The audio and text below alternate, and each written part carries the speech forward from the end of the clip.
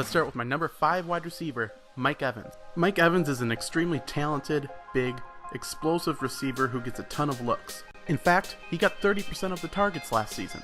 With the addition of Deshaun Jackson and OJ Howard, along with what should be an improved running game, I think his targets will go down a little bit, which means his stats are going to take a little dip. Now don't get me wrong, I think Mike Evans is a fantastic wide receiver option this year.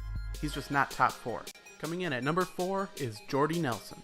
Now is it possible for a wide receiver who's averaged over 11 touchdowns their past 5 seasons to be underrated? Because that is exactly what's happening with Jordy Nelson. He finished as the number 2 PPR scoring wide receiver last year, missed the previous year with the ACL tear in the preseason, and then was number 3 the year before. Watching these clips, it's undeniable the connection he has with his quarterback, especially in the red zone. It's even fair to say that half of his touchdowns come from broken plays where he just watches Rodgers' eyes and he just dives in the right direction. This is why he's averaged 11.4 touchdowns over the past 5 seasons and why he will succeed in this category yet again. I'm not worried about the new acquisition of Martellus Bennett taking anything away from Jordy Nelson in the red zone. I feel like the most likely regression from the Packers receivers would be from Devontae Adams. Next up at number 3 is Julio Jones. Julio Jones is a big yardage guy and gets plenty of targets, but he doesn't score enough touchdowns given the amount of targets his way. That's why he ends up at number 3 behind my top 2 guys. For some reason, Matt Ryan just doesn't look his way as often in the red zone.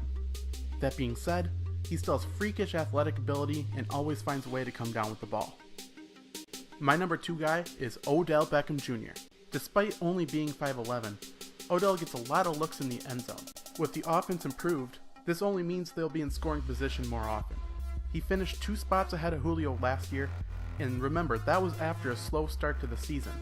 In the final 8 games of the season, Odell averaged 19.5 fantasy points per game. To put this number into perspective, Antonio Brown only averaged 15.1 points per game in 2015 when he had that incredible season. Look at this up-and-comer in the number 1 spot. It's Antonio Brown. Honestly, what is there to say about Antonio Brown that hasn't been said already? He has been the top scoring wide receiver for the past 3 seasons, and I don't think that's going to change this year. He's on an explosive offense, stays on the field, and should see even more space this season with the return of Martavis Bryant. However, I will say that there's a lot of mouths to feed in Pittsburgh, and this could end up in a slight stat regression, but not enough to move him down from the top spot. If you want to see the rest of my rankings, I'll put a link to them below.